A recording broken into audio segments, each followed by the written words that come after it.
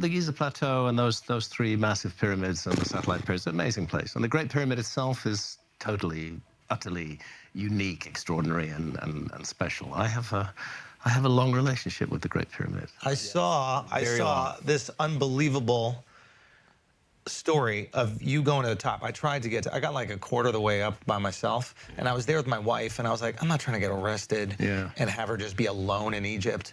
And so I put it out and I went back down. Probably a wise decision, because you could have spent some year or two in jail. Wow. Really? Oh, yeah. Wow. Did you get locked up when you went up top? No, the illegal climbs that we did, the first illegal climb involved 4 o'clock in the morning and a lot of bribery. And how much was it back in the day to get to the top? This was like 1996. Might even have been earlier. It might have been 1994. And we had a local guy who made contact with all the guards around the pyramid. We paid him money. I forget the exact amount. He said he'd paid them off. But then when we got to the base of the pyramid, we had to walk all the way around it, which is a considerable distance, 750 feet along each side. We had to walk all the way around it, and then we had to add more money to each of the guards at the 4 corners. And then we went up, and my advice to anybody who's climbing the Great Pyramid, which is pretty much impossible these days, either legally or illegally, is go up the southwest corner, because the southwest corner is pretty intact. It's pretty much a straight line. You can follow it all the way to the What is the entrance on? North side. That's north. Yeah. So south. The opposite side, and the southwest, Which is the opposite side to the Great Sphinx. And then nobody's looking at you. Well, it's good for that. Muslims are all facing east to pray, but so then you got after the whole we were a few courses up, and another guard turned up with a shotgun. I don't think he would have reached us from that distance, but there were threats, and we had to promise to pay him more money. So he points the shotgun. Yeah, kind he's of. threatening you. Yeah, you guys go, we'll pay you, and he's like, okay, well now you can. Basically, we did a deal that we'd pay him when we came down. And did you? Yeah, we did. Yeah, okay. Yeah. It's good to keep your promises. That's and then we climbed. Do you remember how much you paid? I actually don't. But back in the day, I guess it was probably 1994. It would have seemed a lot to me at that time, but it also seemed worth it. It was a fantastic adventure, starting in the dark, or just the beginning of dawn light, and climbing up to the top, taking shelter at various points behind bits as other guards appeared, finally getting to the top. And then the light coming up, and just this majestic view. So sunrise on the top. Sunrise on top of the Great Pyramid, and the second pyramid, to your south. It's just an amazing thing to see, and it was an amazing experience. I would regard it as one of the peak experiences of my life.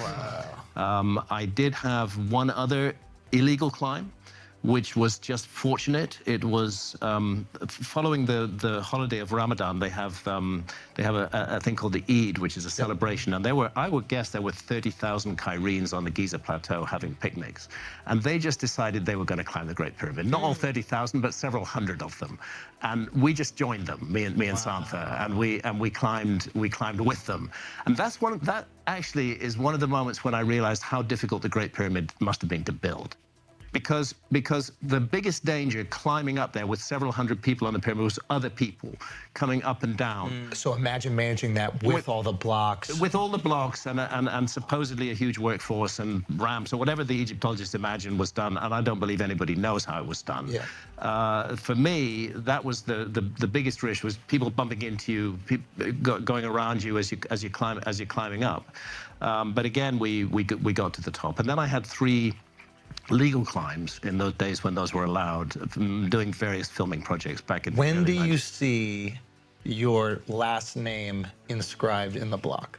This is an incredible story. Yes, it is. I think it was on the 2nd or 3rd climb. I'm not absolutely sure. I think it may have been one of the legal climbs, because it was daylight and we were relaxed, as we were not when there were hundreds of other people up there with us. So I think it may have been one of the legal climbs, and there I did see, and it's on the south side of the Great Pyramid, the southeast side, overlooking the boat museum, which used to be there, and there was the name initial P and Hancock, and at that time there was a date beside it. And that date, if I recall correctly, was the 5th of April, 1916.